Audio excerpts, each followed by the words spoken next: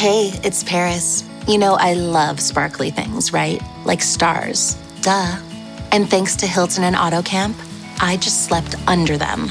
Picture me, serving looks by the fire outside my luxurious Airstream, making s'mores with the kids, while a national park is our backdrop. The great outdoors meets Hilton hospitality. That's hot. Explore all the new ways to stay at Hilton.com.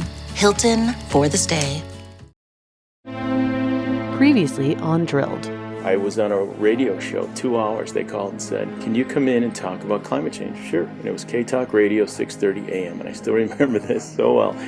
And it was 2 hours of live TV, and they broke the call record. And everybody that called in was antagonistic toward me. Nasty. It was, "Oh, let me talk to that tree-hugging do-gooder kind of guy." And that's how the whole interview went. And I got done. I was like, why are they so angry? We learned in the last 2 episodes about the ways in which oil companies influenced the media. But they were spending tens of millions of dollars a year with PR companies, and that money wasn't just being used on op-eds and influencing editors. It was also fueling a broader social influence campaign. For the media strategy to work, fossil fuel companies also had to shift how people think. They did that by seeding an anti-science attitude amongst conservatives, continually pushing the idea that you can't have innovation or progress without oil, and also shifting how people thought about the connection between religion and the environment. That's not a scientific argument. That's a theological argument or, religious. I don't know what you do with that. Those who had the most to lose from climate legislation sat up and said, "It's war. We have to do everything we can to stop this thing." The idea is that fossil fuels become part and parcel of progress, the good life, economic gain, and jobs. Hey, Drilled listeners, Amy here to recommend another climate podcast. If you have ever wondered exactly where your water comes from, what it means to actually break up with fossil fuels, or what the year 2100 could even look like, check out the Climate Dispatch from the folks at the Sierra Club Angeles chapter in collaboration with Stranded Astronaut Productions. The show is brand new. It launched in April, just in time for Earth Day, and it answers all those questions and more. The Climate Dispatch explores both global and local stories of the climate crisis through the lens of Southern California. On the show, host Taya Jeanette brings together a variety of guests and experts in conversation to share their climate wins and break down their fears and collective hopes for the future. Some featured guests include Time 100 Next recipient and climate activist Naleli Kobo, Troy Stevens, creative manager of Grist Magazine's Imagine 2200 Climate Fiction Contest, Aru Shaini Ajay, executive director of the Sunrise Movement, and Allison Chin, president of the Sierra Club Board of Directors. Each episode will also feature a local LA-based band or musician to play out the show. Check out the Climate Dispatch at sc.org/climate dispatch or wherever you listen to podcasts.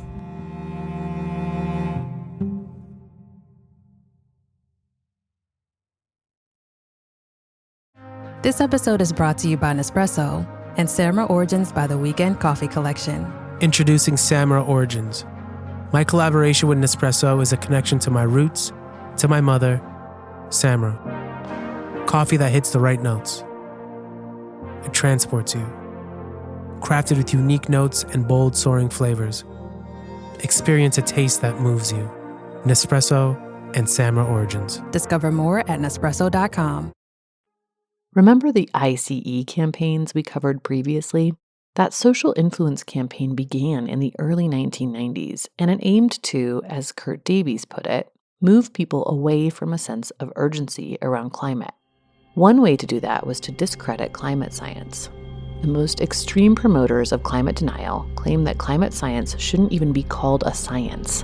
Here's Steve Malloy, a drafter of the Victory Memo and founder of the website Junk Science, saying exactly that to me. Climate science quotes around science pretty quickly revealed itself to be also not science. And, the agendas were clear from the beginning. A great ally to oil companies in pushing this message were the dozens of conservative talk shows that sprang up in the 1990s. And that happened because conservatives and industry trade groups pushed the FCC to get rid of the fairness doctrine. It was sort of the net neutrality debate of the 80s. In 1985, pushed by industry lobbyists and various conservative groups, the Federal Communications Commission revoked the fairness doctrine. It was a policy that had been in place since the late 1940s. The Fairness Doctrine required broadcast license holders to both present controversial issues of public importance and to do so in a manner that was honest, equitable, and balanced, at least in the FCC's view. It was the original fair and balanced news. It wasn't a perfect policy, of course. It was fairly arbitrary and almost impossible to enforce. Still, as soon as it was revoked, we saw the rise of AM talk radio, dominated by far-right conservatives like Rush Limbaugh. Rush's show was a favorite outlet for social influence campaigns. In fact, it's in the ICE campaign plan to advertise regularly in his show. Rush would rile people up about liberal hoaxers trying to use this made-up global warming stuff to stop American business, and then he'd get them to sign up for an information packet to learn more. At which point the various oil companies and coal companies funding the ICE or other types of campaigns would send out essentially propaganda to these listeners. Now this message from the EIB Department of Protection from environmentalists. Right, enough of this bad press EIB is getting for what misguided commie-libs are calling our anti-species position. Even now, ladies and gentlemen, our scientists are in the field studying the mating habits of a rare species because we care about preservation. This rare species is the Arkansas broadbeam. Get ready. Shh, shh, shh. Listen to their mating calls. You can hear them now.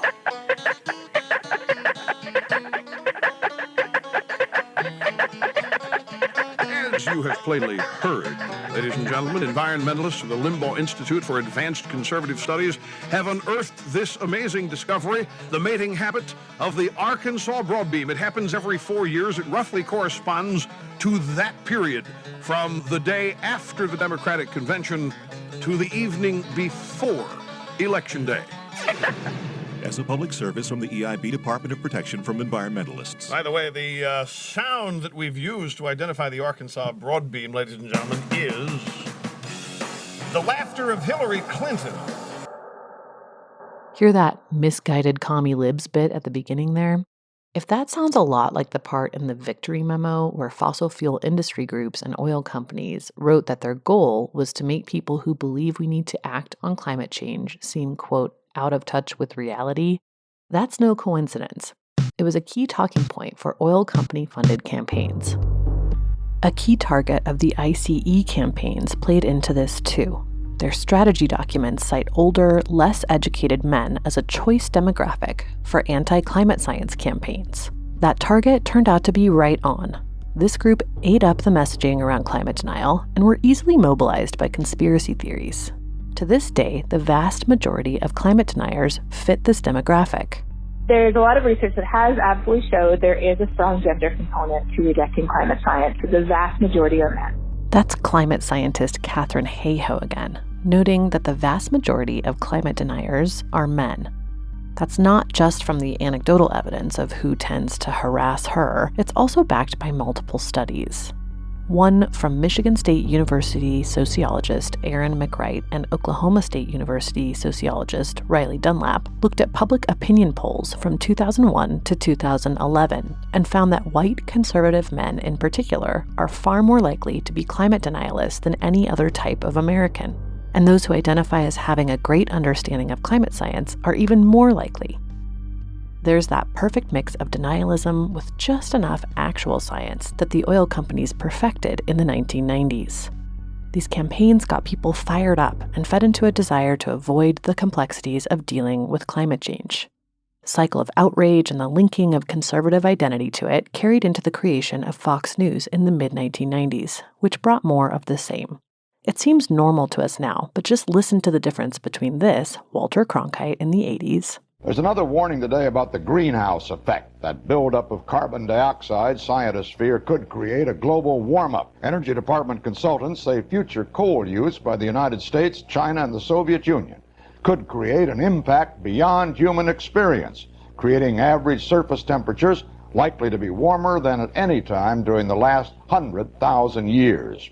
Because some regions would benefit from the greenhouse effect, the report warns climate changes could pit nation against nation and group against group. The report calls for continuing study of the greenhouse effect. And this, Rush Limbaugh just a few years later. This is not the first kind of this story we've had. We've had numerous stories in recent years about expeditions to Antarctica to study climate change and global warming getting stuck in ice so thick that icebreakers couldn't even reach them. And they were shocked and they were stunned. They believe their own nonsense that the ice at the North and South Poles is melting, when it's not. It's getting bigger. By the early 2000s, not believing in climate change was a key part of the conservative identity. After more than a decade of social influence campaigns, a large number of people had been convinced that climate science was really just an ideology that you either believe in or not. Never mind that the same people funding those campaigns had acknowledged the scientific consensus on global warming several years earlier. But keeping people outraged about science is no easy feat. And so, climate scientists and environmental groups became targets.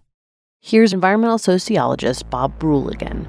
It's a matter of trying to, what they call, have interactions, fruitful interactions and partnerships with environmental organizations, bringing the environmental groups inside of the tent, making them feel as if they have power, and in the process they become compromised, lower their expectations of demands, and become tamed. On the other hand, those organizations that can't be brought into the tent and co-opted are subjected to harassment campaigns, and that there are public relations companies that specialize in going through the trash cans of environmental groups and engaging in harassing activities of environmental groups. The smear campaigns reached their peak around the Global Climate Summit in Copenhagen in 2009. Climate scientist Katharine Hayhoe says efforts ramped up around Copenhagen. In fact, she cites it as an inflection point similar to James Hansen's testimony in 1988 and the pushback around Kyoto in the late 1990s. So starting in 1988, they had already mobilized the fossil fuel industry, the Koch brothers, all of those think tanks and dark money funded organizations. They had already mobilized to the extent that when Kyoto came along, they knew what to do. Mm-hmm. And it was dead in the water before it came home. But then with Copenhagen, they had Obama, and so they're like, this guy could actually make something happen. We don't have a Republican president. So they had to really pull out the stops. And when I say they, it was not just the U.S. I mean, the emails that were hacked from the scientists, that whole kind of climate gate thing, that was directly in preparation for Copenhagen, and it likely came from the Russians. I mean, there's no definitive answer yet, but it's more than likely, if you had to pick a country, it would be the Russians. The ClimateGate scandal involved the hacking of several scientists' emails, pieces of which were then released and linked together to make normal back and forth between scientists sound like some sort of nefarious plot to mislead the public. It kicked off a wave of harassment, and scientists with no experience with the limelight had their personal lives mined, exploited, and upended, all in an effort to discredit their field. Like the industry-backed media strategies, these cultural campaigns focused on influencing the influencers. In addition to pushing anti-regulation or climate denialist rhetoric, these campaigns also relied heavily on pro-oil propaganda. Here's Bob Brule on that. Literally, since after World War II, the fossil fuel companies have actively engaged in public relations campaigns to sell the automobile and fossil fuels as the American way of life and as the good life. And the idea is that fossil fuels become part and parcel of progress, the good life, economic gain, and jobs. And I have a unpublished report from Mobile that talks about how they seeded the collective unconsciousness with these ideas. While the pro-oil propaganda had been going on since Standard Oil first worked on cleaning up its reputation in the early 1900s, the 80s and 90s brought with them a new context. Reagan was the conservative answer to the 1960s social justice movements, and the backlash he brought with him was no accident. Conservatives had begun mobilizing on the war of ideas amid the 1960s protests, so by the time Reagan was elected in 1980, they were in prime position to capitalize on a Republican government. New conservative think tanks, many of them funded by fossil fuel interests, including Exxon, Koch Industries, and Peabody Coal, emerged in the early 1980s, and they behaved very differently than the mainstream think tanks, most of which were started by progressives in the early 20th century. In the same way that the new conservative media was bloated and angry where its predecessors had been straightforward and calm, this new breed of think tank was aggressive and opinionated, where the established think tanks had tended to be more scholarly and measured. I recently interviewed Ken Caldera, a longtime software programmer turned atmospheric scientist and one of the first guys to get into geoengineering a while back. When it comes to science, he says he likes to be the first at the party and the first to leave. But he's been thinking a lot about whether and how science contributes to social change. I don't understand how social change happens when it challenges the interests of a well-entrenched and powerful minority. And it seems to me that that's the central question of how that happens. And it's not climate science, it's political strategy. If you want to understand how to drive rapid social change, looking at the conservative movement from the 1960s to today is a great place to start. And a big part of that movement has been to quash environmental initiatives. One of its biggest successes has been to stop any real action on climate change. In addition to the think tanks and various messaging efforts, an increased push was made to tie conservative policies to religion during this time frame too, and climate change was a perfect issue for this strategy. While early conservative environmentalists had used religion and a biblical calling to be stewards of the planet as a reason to protect the environment, in the 80s and 90s, the religious argument changed. In keeping with the whole manifest destiny idea, the prevailing argument in conservative circles became that God had given us oil and coal and that we're meant to use it. Here's our document guy, Kurt Davies, on that. The most outlandish quote on this is Fred Palmer, who was at Peabody Coal eventually, but was part of the ICE campaign. He was one of the chair of the ICE campaign. He's recorded in the late 90s by a television crew from Europe, and he says, when you step on the accelerator, you're doing the work of the Lord. This is God's plan to put the carbon dioxide in the atmosphere. And basically that he says that today. He's at Heartland Institute now. And there are a number of them that believe full-hearted, this is not deception. This is not like the paid tobacco scientists. They believe that oil and coal were put here in the United States by God for us to use. And I don't know how that's not a scientific argument. That's a theological argument or, religious. I don't know what you do with that. And here's that documentary he mentioned. You're doing God's work. Every time you turn your car on and you burn fossil fuels and you put CO2 in the air, you're doing the work of the Lord. Absolutely. That's the system. That's the ecological system we live in. Really solidifying this ideology in people's minds would require not just media and cultural influence, though. Exxon, the American Petroleum Institute, the Koch brothers, and their ilk would also need to get at the research and regulatory institutions with power. The lengths they've gone to are pretty shocking, and we've got some never-before-published information on how entrenched these companies are, from even county-level politics on up to the nation's most prestigious universities. More on that in the next episode. Next time on Drilled. They find just the right person who goes to the judge's country club, someone who knows his brother, and they wait until the right period of time, and then they make the approach. Drilled is produced and distributed by Critical Frequency. Reporting for this series was done by me, Amy Westervelt. Our producer and composer is David Whited. Our executive producer is Richard Wiles. Our story and concept consultant was Reka Murthy. Our cover art was designed by Lucas Lisakowski. You can find Drilled wherever you listen to podcasts. Please remember to rate and review the podcast. It helps us find new listeners. Thanks for listening. See you next time.